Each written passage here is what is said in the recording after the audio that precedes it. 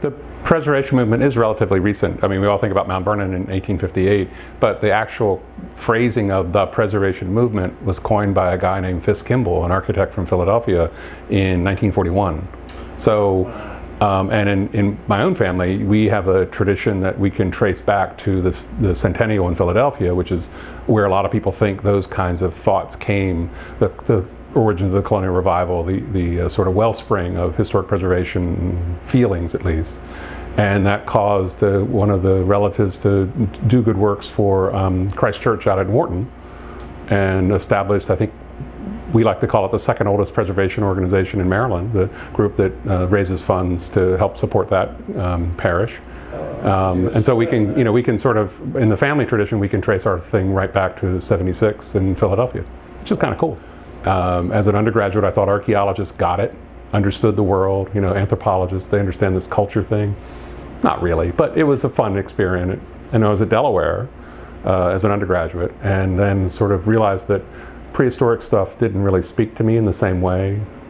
Prehistoric archaeologists, they hold rocks up to their ears and they have mystical, no, I'm just kidding, but that wasn't for me. And so I went to William & Mary and did historical archaeology.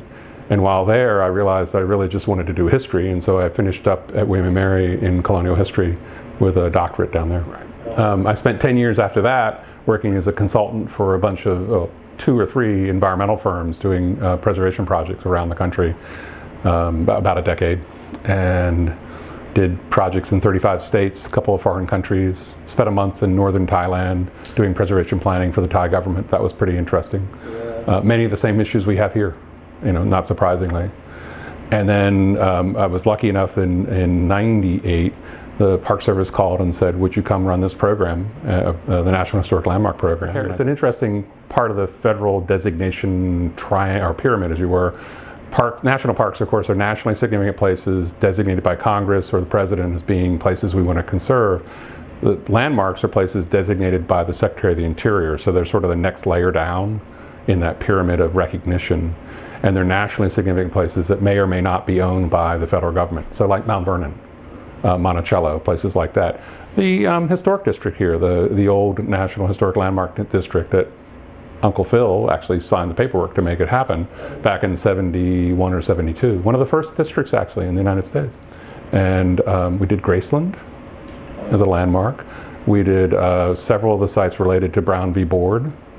We did Stonewall, the inn in New York City that was a site of some interesting events. And then I became the Bureau Historian for the National Park Service, which is not about furniture, not about cabriolets or whatever. It's more about the history of the agency.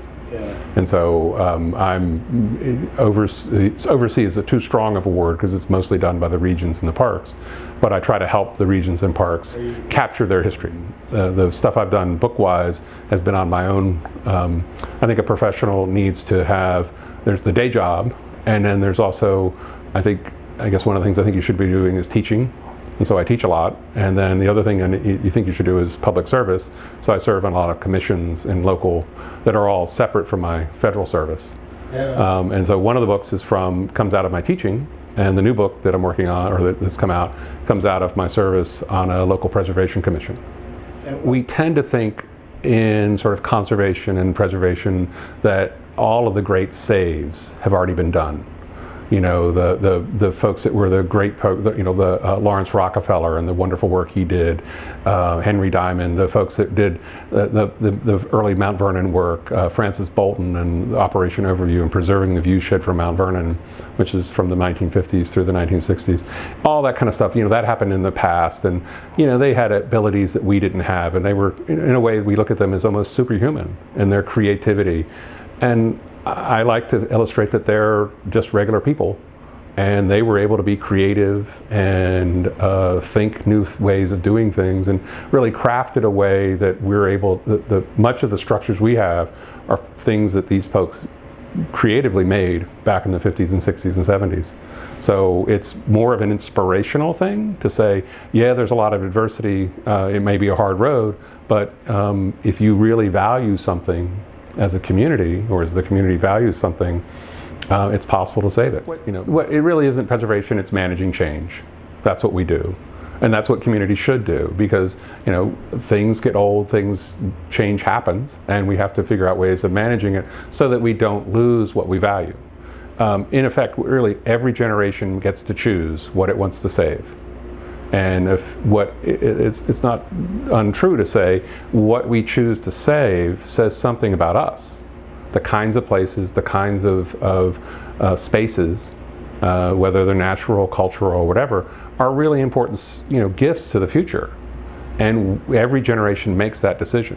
And so every generation has new history, every generation has new concepts of reevaluating old history, as it were, and also, frankly, in the environmental field, evaluating new things there, and make, hopefully, judicious and well-informed decisions. So the most important house in Virginia is not Mount Vernon, not Monticello, it's the Gerald Ford House in Clover, which is a little neighborhood, a suburban neighborhood in Alexandria, Virginia, because it's where Gerald Ford was when he was vice president, and for 14 days or so in August of 1974, where he was the president. It was the White House. It's a mid-century modern split level that is, any architectural historian would say, it's very much like every other house, but important stuff happened there. Yeah. And that's that process of discovery that I think is so important, just like the G.A.R. Hall, next door. And so that there's been this broadening of what we think is important.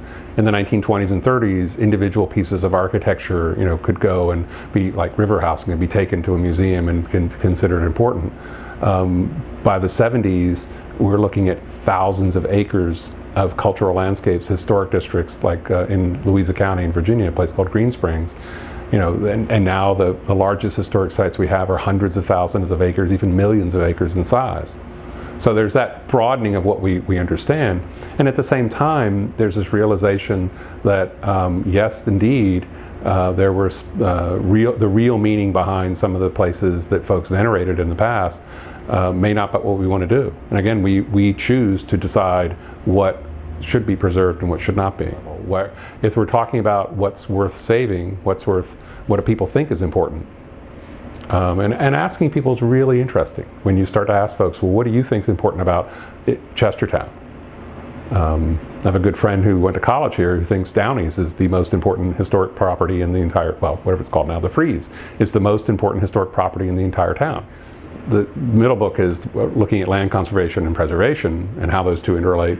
The day the National Historic Preservation Act was assigned by Johnson in 1966 is also the day that the Black Panthers are established. And I think that there's a real interesting parallel between the civil rights movement and the historic preservation movement. You have the days of the folks are standing there at Grand Central trying to preserve Grand Central. Folks in Harlem are carrying very different signs. And I think that there's the intersection of those two movements through time, especially in the 1970s around the bicentennial, and in later, is a compelling story. And so that's what I'm going to work on.